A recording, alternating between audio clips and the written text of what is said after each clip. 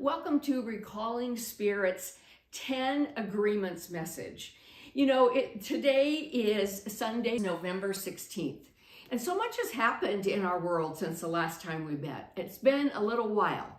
But I'm going to catch us all up, as the English say. I'm going to catch us all up. And when we abide and live by these 10 agreements, they are so powerfully grounded in the truth of our nature and of who we are. So the first two that we did were, number one was honor the oneness of all life. And that just means that every one of us were created out of the image and likeness of God. And there is that oneness. Our neighbor is the same as ourselves when we are looking internally to know that there is a wholeness that is there. And then number two, we affirm the divine within. And remember, in scripture, it tells us God saw what it created and he called it good. So in that oneness and affirming the divine within, he called it good. So now let's move into the number three agreement. This powerful, it gets me going here. It gets me going because, we acknowledge that thoughts create. And before I even read what that means, we acknowledge that thoughts create. I'm thinking of a friend way back when we all lived and worked at Norman Lear's company. And, I always said to everybody, and people got annoyed with me, but I didn't care because I knew the truth. But this one person really got annoyed with me and they said, why do you always say thoughts are things? I'm sick of hearing you. When I hear that, I meet you in the bathroom and you're singing thoughts are things. And I said, well, Betsy, we wound up in here at the same time. Thoughts are things because I wanted to tell you that. I thought about you and I wanted to tell you that. So anyway, the whole point about this is that when we acknowledge that thoughts create, whether the person gets mad at us or not, or whether we like them or not, we acknowledge that thoughts create and we created that. So we acknowledge that thoughts create. We agree to honor the law of mind action. Our thoughts, beliefs, and words shape our experience. Let me read that again. Our thoughts, beliefs, and words shape our experience. By choosing love, faith, and life-affirming thoughts, we help co-create a world of harmony, love, and joy. Now, wouldn't that be something right here and right now in this world that we're living in at the moment? To create a world of harmony, love, and joy through the very thoughts that we think, because our thoughts help shape our experiences. Jesus taught that our thoughts are the source of our action. So let's hold that in there for a second. Jesus taught that our thoughts are the source of our actions. And he went a little bit further and he said in Matthew, he said, evil thoughts come from within and defile a person. Evil thoughts come from within and defile a person. So if I'm holding a thought about you that says, I don't like you, I do not wish that you win this award. I want to win this award. I have never won this award and I want this award right now, whether it be the Nobel Peace Prize, whether we deserve it or not, or whether if we're standing up at the Grammys. If we wish for someone else's demise, it really is our own, because it always comes to repeat on us. In the mystical world, how it works in the mystical world, especially if you're of a native tribe tradition, they teach that the Great Spirit works in circles. So what we put out comes back to us. Our thoughts shape and create our experience. So in Proverbs 23:7, I'm going to merge these two together now. In Proverbs 23:7, it says, for as a man thinketh in his heart, so shall it be. So let's just take an examination of our own hearts right now. Did you have a troubled week? Did you have a child that was out of control? Did you have enough money when you went to the grocery store or pulled up at the gas pump? As we think in our heart, so shall it be. So in these turbulent times, to put it mildly, in these turbulent times, this is how we can agree to be in agreement with this third agreement, to acknowledge that thoughts create. And there is a law of mind action that puts that into place, and it shapes our experience. So let's just hold that idea of lack for whatever that might be. Lack in health, lack in relationship, lack in finances, people's behavior, lack. Let's hold that idea of lack. If we hold lack in our minds and it takes up the better portion of our thinking, guess what we generate? More lack in everything, in a person's behavior, at the grocery store, whatever it might be. So let's just acknowledge that right there, what we are holding in our thoughts and mind is that thought it creates. So when we have that thought of lack, I just invite all of us, and I work on it every day too, folks. I work on it every day because I'm experiencing what you are experiencing in this world as well. So when we find ourselves in that lack, or how do I make this decision, or what can I do? Let's just breathe. Let's just take a deep breath in together right here, right now. Let's just take that deep breath in together and let's say, my week, my thought energy was full of ... whatever that is for you.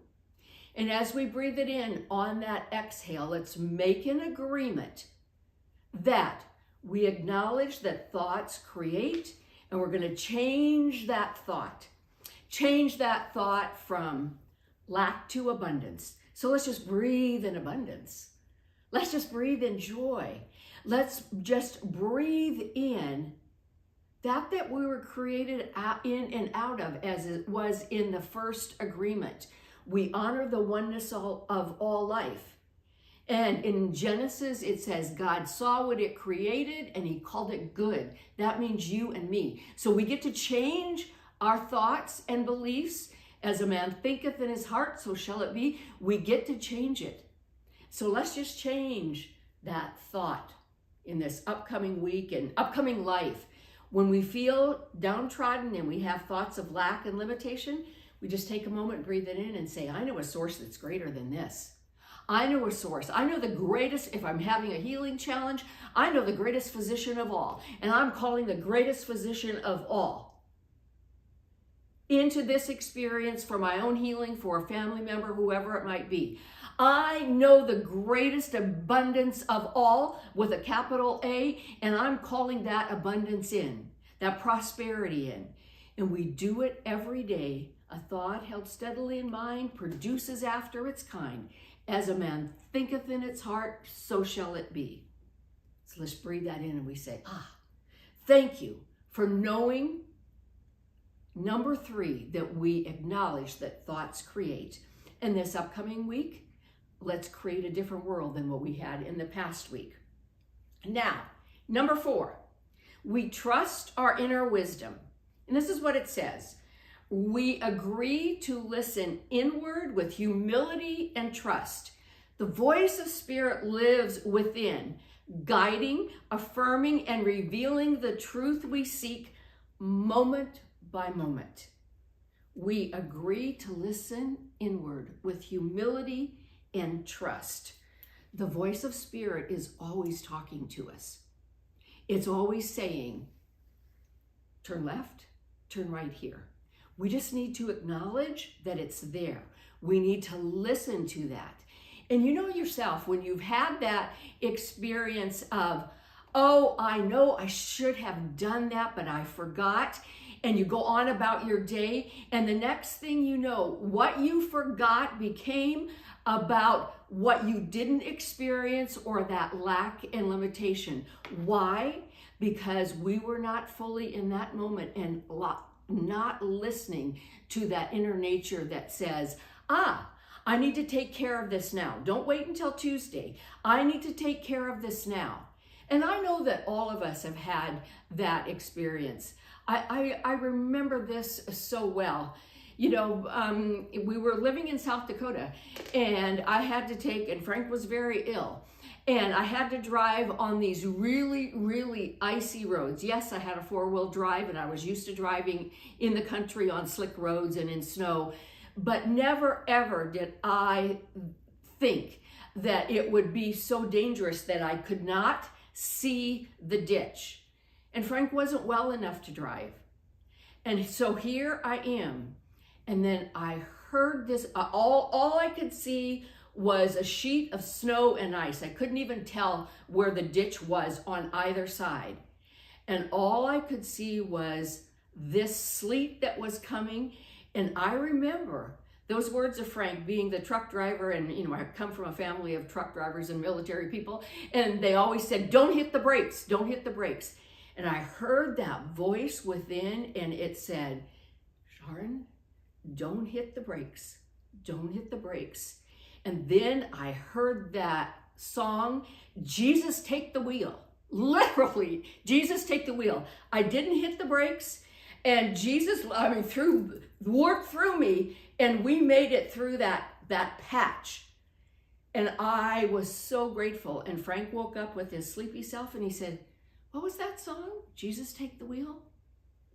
So I am asking us to listen intimately to that power within, whether it's Jesus take the wheel for your life right now and how you handle anything in your life, but to listen to that power within with humility. And then the second thing is, and trust what you know. In that moment, I had to put humility and trust and listen within, because it happened so fast. When it doesn't happen so fast for us, maybe we start judging when we hear that voice within, and we don't do the trust part. But I'm inviting us all to wake up and let that humility and trust, and to honor that inner wisdom. In Proverbs 4:23, it says, above all else, guard your heart, for everything you do flows from it. So, above all else, guard your heart, for everything you do flows from it. As a man thinketh in his heart, so shall it be. So we honor agreements 3 and 4 by remembering to trust our divine nature, to know and acknowledge that thoughts create. And when we trust that inner wisdom, there is an ease that comes to us in life. We may still be experiencing all of the turmoil, all of the whatever, but there is a place within us that says, oh, I can handle this with grace and with ease. So this is what I know for all of us. Regardless of what we are going through, we have a divine right to turn within and say, I acknowledge that there is a power that is greater than me, and come in now, dear Lord, come in spirit and work your perfect way through my life and through the life of my loved ones. So the affirmation for this week is this: knowing I am loved, I commit to loving my neighbor as myself. Whoa, really? Choke. So let me be serious here for a minute. Knowing I am loved, I commit to loving my neighbor as myself. Whether they live next door, Washington, D.C., Texas, Chicago, Hawaii, loving our neighbors as ourselves. I am the love of the divine, and I spread peace and joy wherever I go. So I invite you to contact me this week at recallingspiritministries.org. There you can find all of the 10 agreements, and there you can find encouragement and love. We are here for you. And we also know this, that right where you are is indeed holy ground. I give thanks that this is so. I know that it was, and so it is. Amen. Thank you for joining us today for today's message of love and light. We are grateful to our members and everyone who makes it possible to spread our message of hope and possibility to the world. If you found meaning, joy, purpose, comfort, or direction from our videos, I invite you to share it with your family and friends. Join our growing community and help us spread the light and love even farther. You know what comes next. Let's do it together. Hit the like, smash subscribe. Also, please visit us at recallingspiritministries.org to learn more about and engage with our community. While you're there, we invite you to consider supporting this channel with a sustaining, charitable gift. Your generosity helps us reach more hearts and uplift more lives, making this world a better place for all. Giving is a selfless act of kindness. Together we shine brighter. Together we truly make a difference. Always remember, a better world starts with you. You are the temple of the living God, made in Spirit's perfect image. This Spirit resides in you, and you are powerful beyond measure, and the power of transformation lives within you. The place where you stand is indeed holy ground. And because of this, you are truly blessed. See you next time. Until then, I'm Reverend Sharon, wishing you a blessed life full of love, joy, and happiness.